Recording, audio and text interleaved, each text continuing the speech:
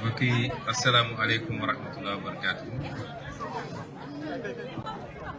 dinañu njëkk a jàng li ñu bataaxal bi ñu bëgg a wax ci kàllaama tubaab ngir suñu gan yi bu ñu paree dinañu waxtaan tuuti ak mbooloo mi ci kàllaamay wolof. Monsieur le ministre de l'Hydraulique et de l'Assainissement, Messieurs les ministres, Madame Li Yang, chargée d'affaires de l'ambassade de la République populaire de Chine au Sénégal, Madame le gouverneur de la région de Louga, honorables députés, Mesdames et Messieurs les préfets, Messieurs les sous-préfets, Monsieur le président du conseil départemental de Kébémer, Monsieur le maire de la commune de Darou Marnane, Messieurs les maires, Monsieur le chef de village de Fass Touré, Monsieur le représentant du Khalif de Fass Touré, Mesdames et Messieurs les directeurs généraux, directeurs nationaux et chefs de services déconcentrés, Monsieur Pang Dongsong, vice-président de CGCOC Group, notabilités religieuses et coutumières, Mesdames et Messieurs les représentants des organisations et autres associations, chers participants, distingués invités. C'est avec un réel plaisir que je viens ici à Fass Touré au nom de son Excellence, Monsieur le Président Bassirou Diomaye Diakhar Faye, procéder au lancement officiel des travaux de la phase 2 du projet d'approvisionnement en eau potable en milieu rural. Je voudrais tout d'abord exprimer à l'assistance toute ma gratitude pour l'accueil chaleureux et la forte mobilisation qui témoigne, si besoin en était, de votre adhésion à l'action gouvernementale dont les réalisations visent essentiellement à prendre en charge les préoccupations des populations dans tous les domaines. Ces remerciements vont également à l'endroit du Khalif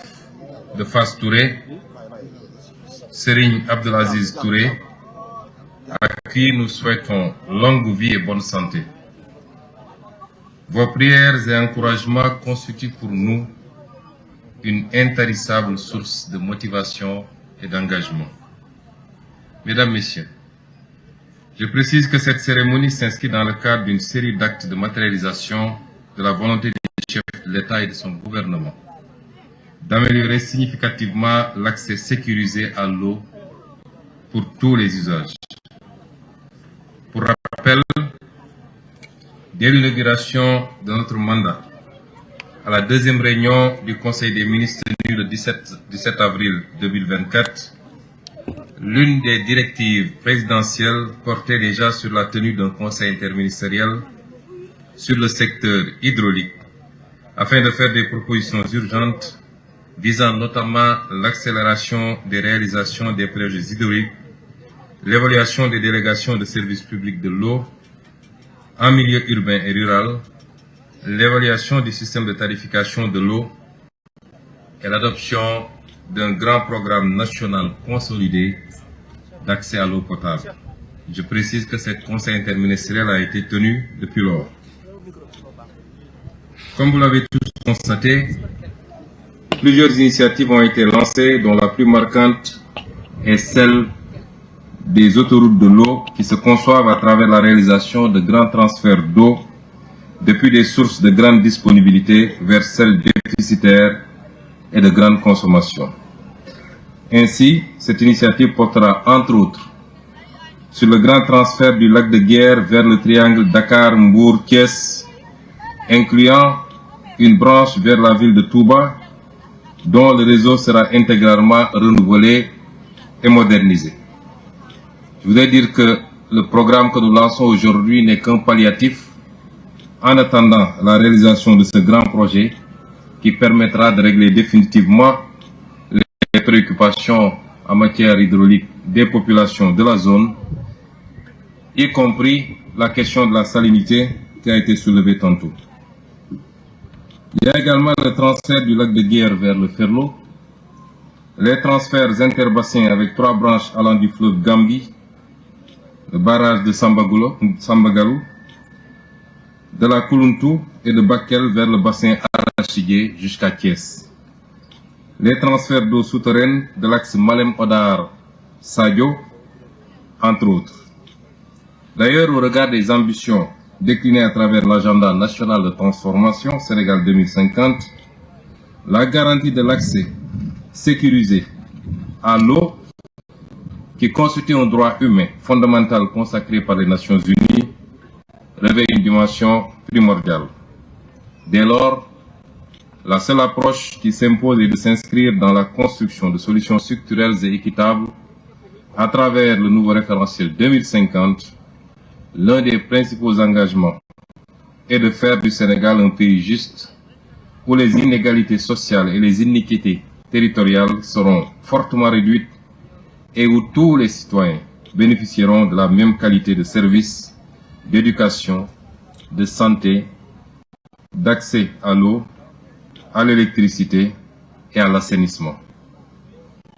À un logement décent, qu'ils habitent en ville ou dans un milieu rural, au nord comme au sud et d'ouest en est.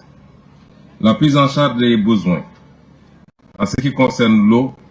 sera basée sur une approche sécurité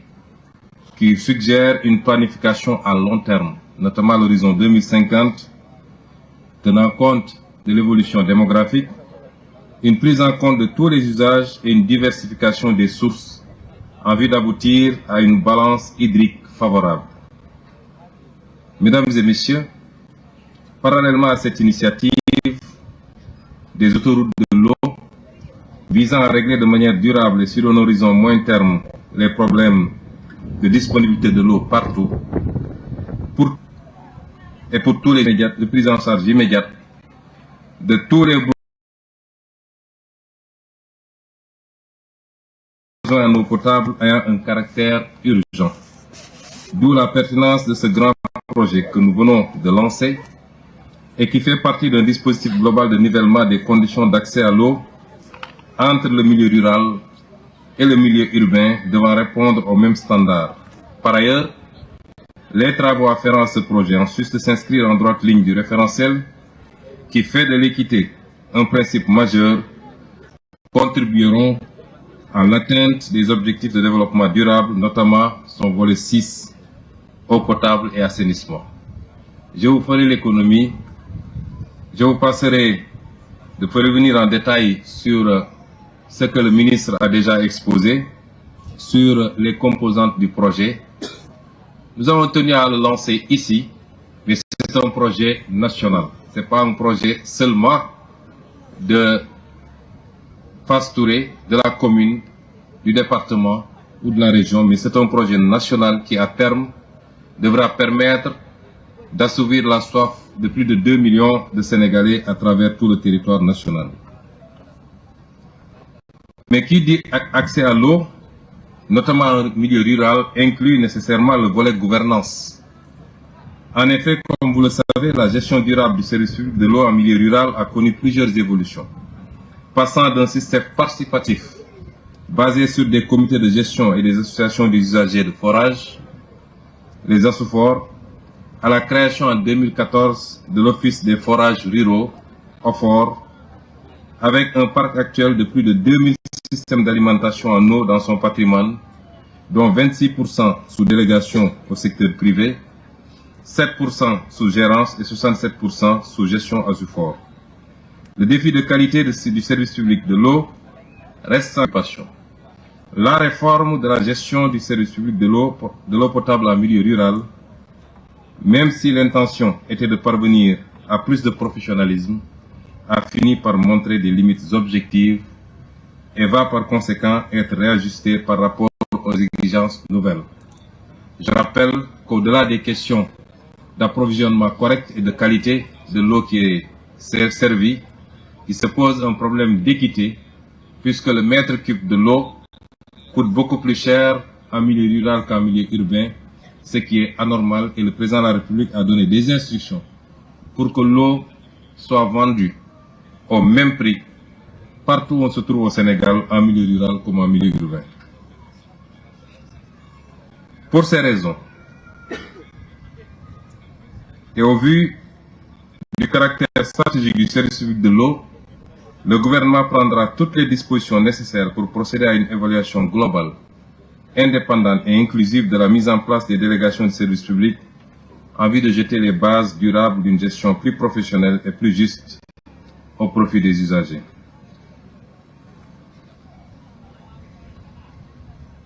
Monsieur le chargé d'affaires de l'ambassade de la République populaire de Chine au Sénégal, je voudrais à travers votre personne remercier, au nom du président de la République, de son gouvernement ainsi que de toutes les populations bénéficiaires de la République populaire de Chine. Je me réjouis de notre coopération féconde et exemplaire dont la conception et la mise en œuvre de ce projet constituent une parfaite illustration.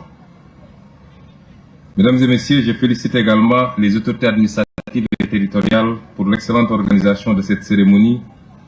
en rapport avec les services du ministère de l'Hydraulique et de l'Assainissement, notamment l'OFOR, que j'encourage pour la bonne dynamique notée dans la gestion de l'eau en milieu rural,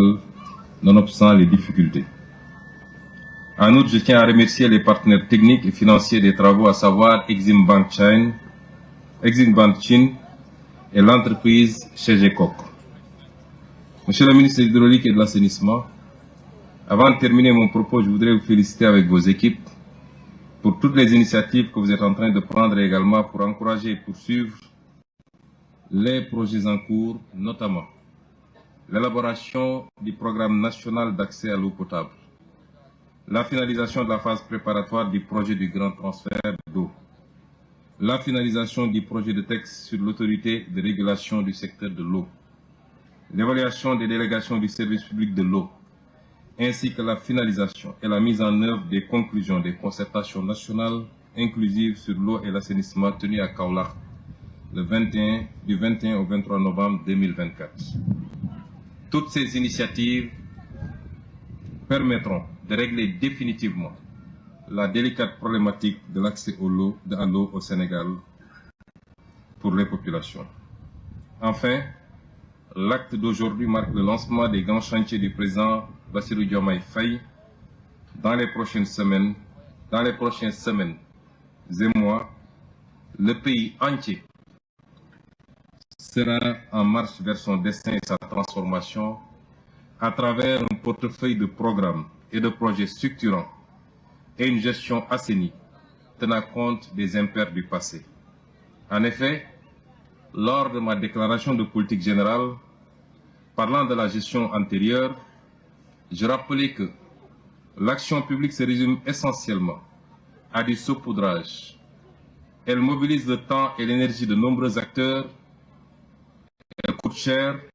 mais a peu d'impact. Et je concluais plus loin que dorénavant, la politique d'investissement public, les partenariats de type public-privé, notamment, sera repensée pour corriger les déséquilibres et les imperfections constatées au cours de la dernière décennie. Une attention particulière sera apportée au coût unitaire, en redéfinissant la politique de commande publique et en retenant partout des prix de référence. La qualité des ouvrages et les délais de livraison de la commande publique seront des impératifs que tout contractant devra respecter. Par-dessus tout, la transparence devra être de rigueur dans le choix des entreprises contractantes qui devront remplir toutes les exigences de qualification et d'expérience requises. L'optimisation, l'efficience et la transparence seront désormais les maîtres mots de la politique d'investissement pour la transformation structurelle du Sénégal et la satisfaction des besoins de concitoyens. Monsieur le ministre, messieurs les partenaires, chers représentants de l'entreprise, nous vous exhortons à tenir ce projet dans les délais convenus, c'est-à-dire les 30 mois qui figurent dans la Convention. Sur ces mots, je souhaite un bon déroulement des travaux de la phase 2 du projet d'approvisionnement en eau potable en milieu rural. J'espère que, par la grâce d'Allah, le Tout-Puissant, nous espérons pouvoir revenir ici dans 30 mois, afin qu'ensemble nous puissions réceptionner les réalisations attendues de ce programme important. Je vous remercie de votre aimable attention.